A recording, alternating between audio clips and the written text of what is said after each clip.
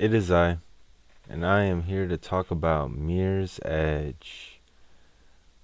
Maybe just some things to help you with your map making. I'll be posting some tutorials in the description that help me out, really save you some time. Um, I'm assuming that you basically know how to add everything, or you don't know how to add anything at all. And if you don't know how to add anything, I don't know if I can cover it in this video because you have to go through a lot of files and you have to know where those files are, and if you can access those files, which is rather simple.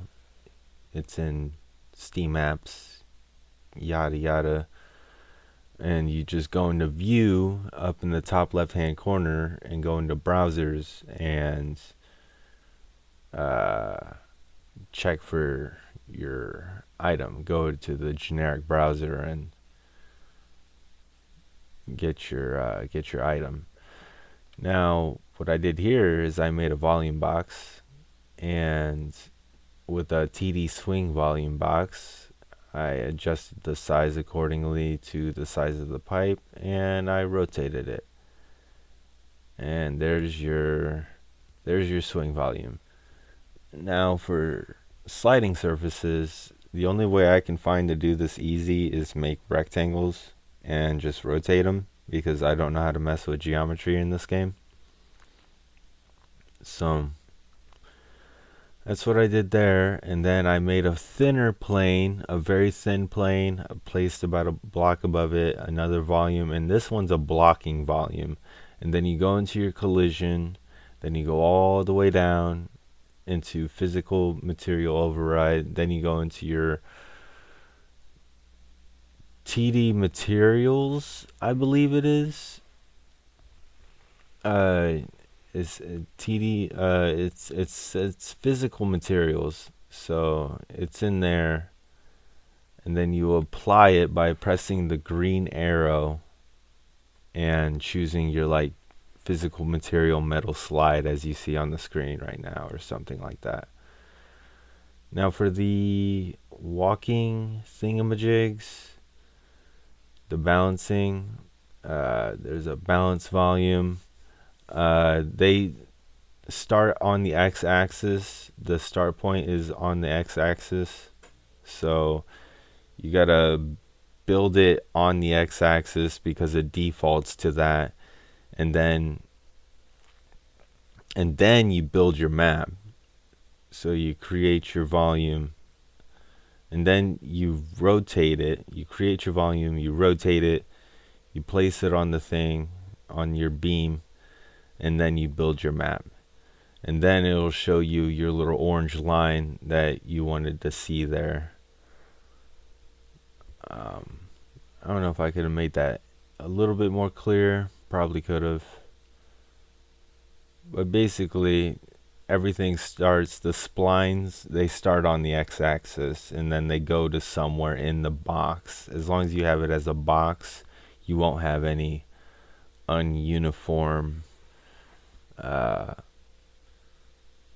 like splines. I think they're called splines.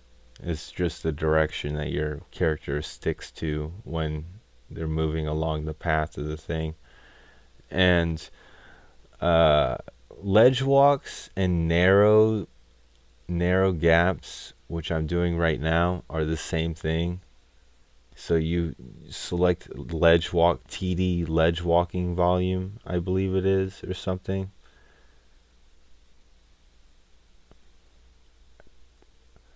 And again, create it on the x-axis and then rotate it to fit your box, and fit your box, and then place it above the ground a few blocks so your character can register it. That's something I learned with these ledge walking things and sorts. You gotta place them above. See how the orange line is not correct until I build the map. So that's something I learned is you got to build the map, and then also you got to kind of uh, know where the splines connect to in the boxes when they first originate when you create them.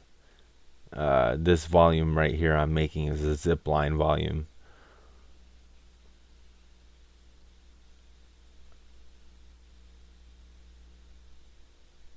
So I knew it started on the x-axis, and then I kind of just rotated it and assumed which way it was going to go because I know that it connects at the top on the other opposite side of the x-axis. So it just makes things easier to remember. And last but not least, the ladder, which I actually made backwards. And you will see in this video that I made it backwards and I couldn't figure out for the longest time on how to do it. But I figured out at the end of the video when I did a wall run. You'll see. But to save your map, oh, sky domes first. You can make 2 sky domes, rotate them, make like an abyss type deal, and then also rotate them while they're upside down to make it even. Add your player start, your light, of course, you need those. I don't know how to add more than 1 light without it conflicting with the map, so that would be helpful if somebody knew how to do that. Saving your map.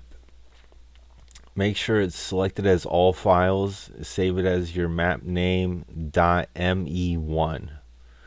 And once you do that, yippee-ki-yay, there's another tutorial that I believe that I'll link in the description that at the end of the video he tells you how to access your map from within the game. You just basically leave keep 2 copies of the save file in your published, or not your published, your unpublished, and then inside the maps folder of your main game file, you bind it to a key, and then bada bing, bada boom, you bind it to a key, you press the key, and you're running your map. So I'll leave these tutorials in the description. The ones that helped me, and I want to thank those people that actually helped me out. There's not very many tutorials on this stuff, so I wanted to at least add anything that I could, and hopefully it helped out. So just make sure your ladders aren't backwards. As you can see, I placed it against the wall because I thought that's what the problem was, but it was not.